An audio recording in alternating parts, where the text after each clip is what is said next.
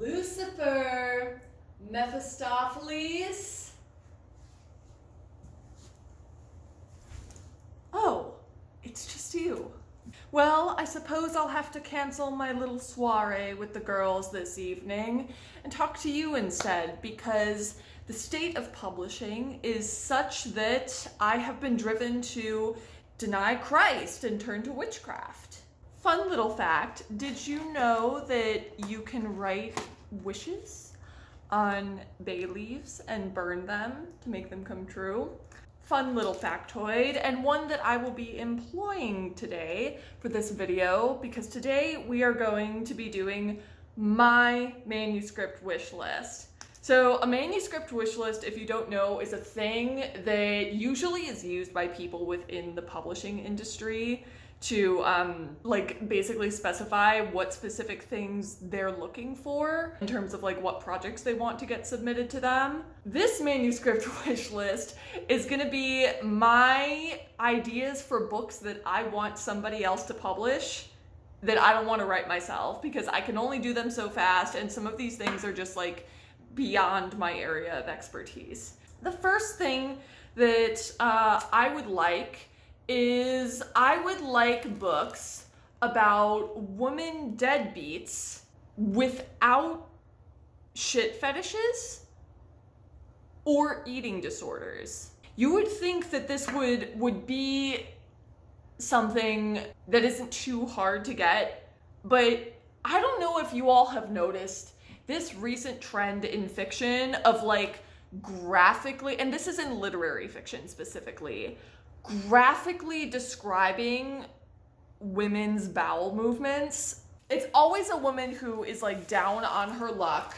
I would love for there to be a way to write women deadbeats without writing your shit fetish into the novel. I don't know what's going on in the literary world that this has become such a thing. I can only presume it's some kind of fucked up fetish thing, because we know that many people who write literary fiction are terminally online anyway. At least that's been my experience reading it in the past couple of years. So, and also it's always like she's got an eating disorder, but it's on the down low. So it's always like, oh, like I have anorexia, but I'm really nonchalant about it. And I don't know, I'm a skinny girl. It's just, they make it this like, they really fetishize eating disorders a lot. I would like a woman deadbeat who does not have an eating disorder and who does not have a shit fetish. I don't think that's too much to ask.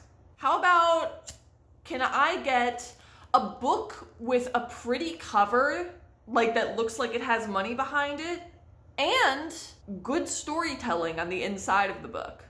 I would really like something on the ecology of, ooh, this one's burning really well, on the ecology of ancient Rome. Just like what the seasons were like, what the plants were like literally if you went outside around the city of ancient Rome, or like in the more rural areas around the city, what would the climate have been like? What would the plants and the nature have been like? What animals might you have seen that were wild and native to the area? There are so many books that like touch on ecology in ancient Rome, but only from the perspective of describing Romans' impact on the environment. Or it's like, oh, the political state is mirrored by the, like, no, just please stay on topic. I would like to read a novel about an Aboriginal woman. I would also really like a Kate Quinn-esque wish fulfillment historical fiction, but it's not about white women. I feel like that is a huge deficit in the historical fiction sphere right now, and I would love to see it. I have talked before about how I think that the way that Kate Quinn writes about historical women's joy is kind of radical and like actually really, really important from a feminist perspective, because I think it's important that by imagining new paths for ourselves, we can imagine new futures for ourselves as women. But I feel like, unfortunately, a lot of the historical fiction sphere is either like talking about like white women wish fulfillment romance, or it's talking about tragedy around like non-white women. And so I think it would be nice to get some wish fulfillment from other like non-white cultures. I think that would be nice. A matriarchal alternate universe where instead of strip clubs, there are gladiatorial arenas where men fight each other to like make rent or, you know, get through college or whatever it is. I tried to write this at one point, but I kind of gave up because like I was trying to make it a short story and the world building was too much. My main character's name was Christopher. Maybe I'll pick it back up. But, you know, if you want to steal that idea and write it so that I don't have to, I would really appreciate that. I would like more genuinely deranged authors who are deranged in a way that I like, a la Mary McLean. I think too many authors these days are deranged in a way that I don't like. And that's not something that I really am interested in reading. Now, deranged authors in a way that I do like are fewer and farther between, and I feel like I can only read them if I'm reading them in old-timey books. So please, be crazy in public for me. I'd like a feminist retelling that's actually good. Gender non-conforming older women. Books about older women with no kids or spouse.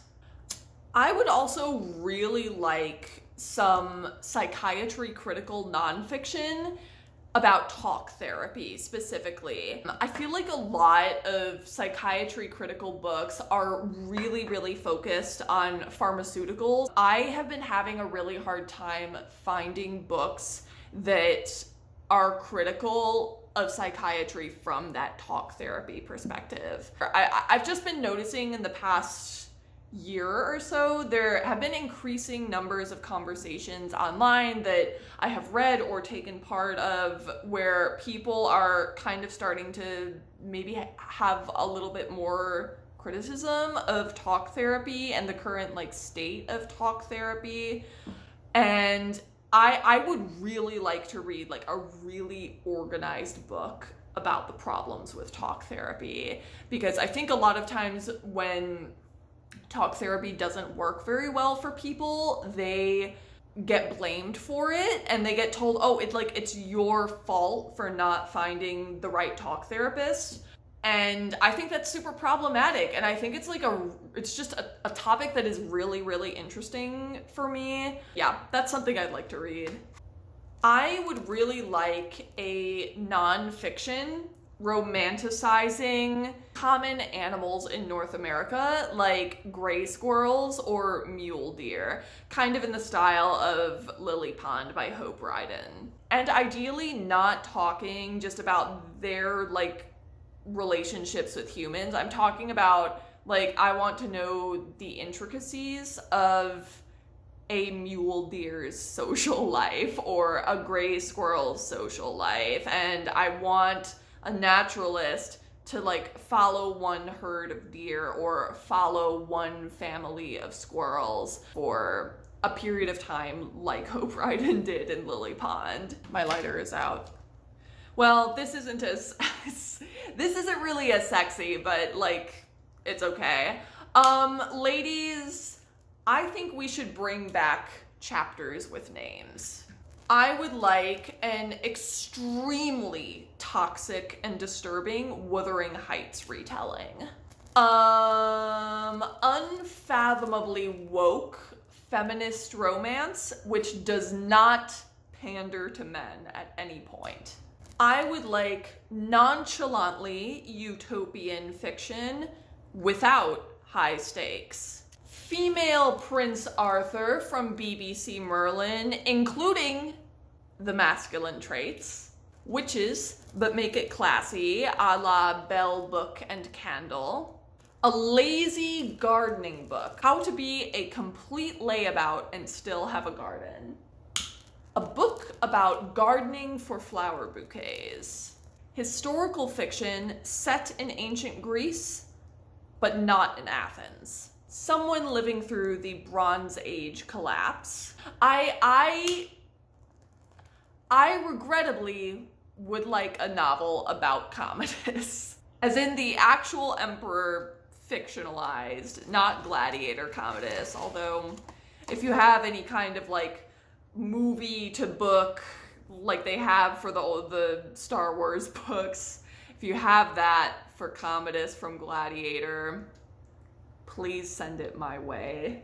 And do not just tell me to read fan fiction, because not that I've been looking, but I'm just saying, if someone were to go and look for Gladiator fan fiction, they would probably not like what they find. Totally unrelated to that last request, I would really like some historical fiction about being a Roman emperor's mistress. By the way, it's fine if it's fucked up. Anything about woman explorers. Fiction preferred, but nonfiction is fine also.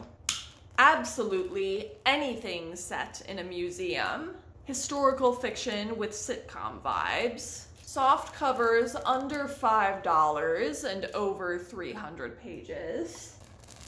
Feminist rage fantasies. It has been absolutely forever since I've added something to that shelf on Goodreads. Sapphic Victorian romance epic.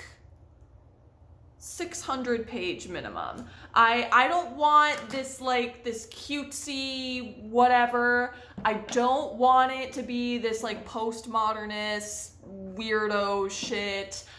I want Anna Karenina. There needs to be like 40 characters outside of the main couple. Like I need to be compelled to make a list of all of the characters. Must also make social commentary about property law, industrialization, the new woman. There should also be flower symbolism. Mermaids. Spooky or not. A historical fiction about abortion that isn't bad. In fact, any book that is as woke about abortion as Dirty Dancing was in the 80s. An old woman who is a badass, but it's not played for laughs. It's like dead serious. Impassioned social novels written by people who do not have any social media accounts.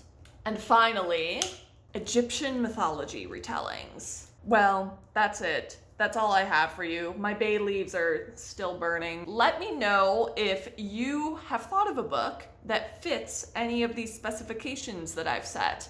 And if not, well, start writing because I'm getting desperate. Bye!